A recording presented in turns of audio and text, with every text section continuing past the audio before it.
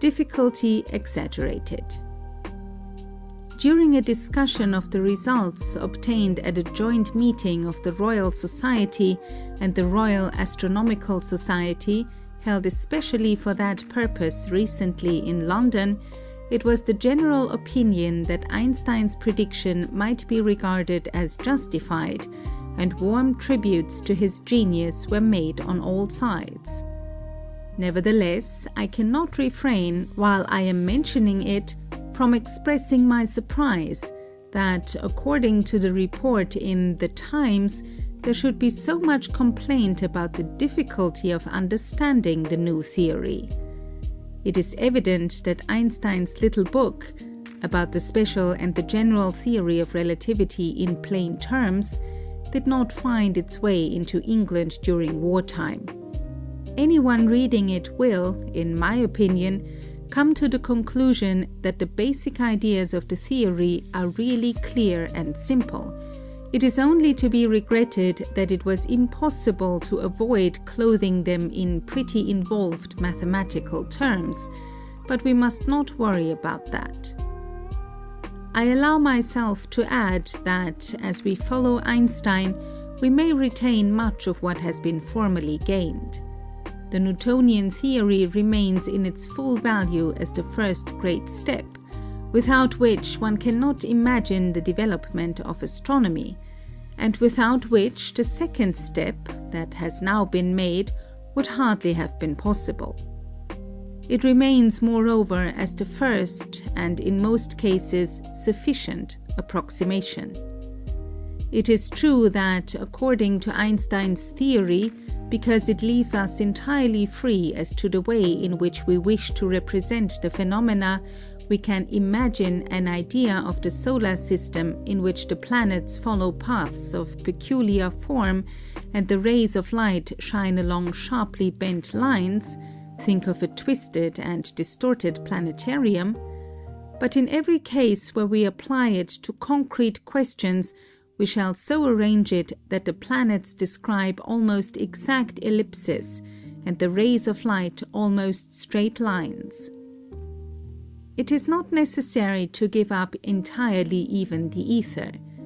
Many natural philosophers find satisfaction in the idea of a material intermediate substance in which the vibrations of light take place, and they will very probably be all the more inclined to imagine such a medium when they learn that, according to the Einstein theory, gravitation itself does not spread instantaneously, but with a velocity that at the first estimate may be compared with that of light.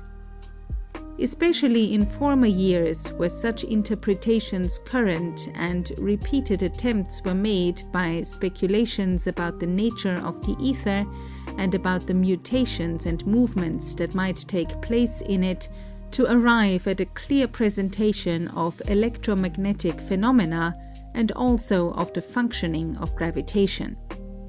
In my opinion, it is not impossible that in the future this road, indeed abandoned at present, will once more be followed with good results, if only because it can lead to the thinking out of new experimental tests. Einstein's theory need not keep us from so doing, only the ideas about the ether must accord with it. Nevertheless, even without the color and clearness that the ether theories and the other models may be able to give, and even, we can feel it this way, just because of the soberness induced by their absence, Einstein's work, we may now positively expect, will remain a monument of science.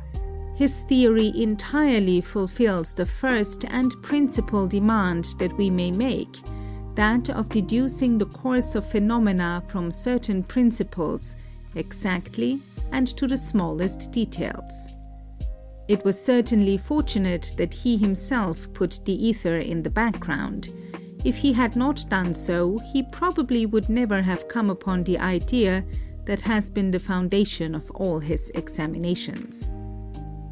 Thanks to his indefatigable exertions and perseverance, for he had great difficulties to overcome in his attempts, Einstein has attained the results, which I have tried to sketch, while still young.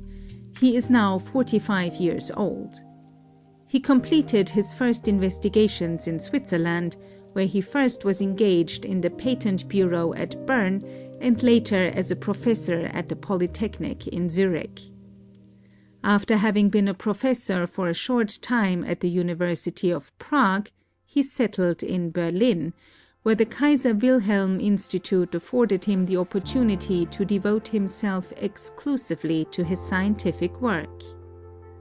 He repeatedly visited our country and made his Netherlands colleagues, among whom he counts many good friends, partners in his studies and his results. He attended the last meeting of the Department of Natural Philosophy of the Royal Academy of Sciences, and the members then had the privilege of hearing him explain, in his own fascinating, clear, and simple way, his interpretations of the fundamental questions to which his theory gives rise.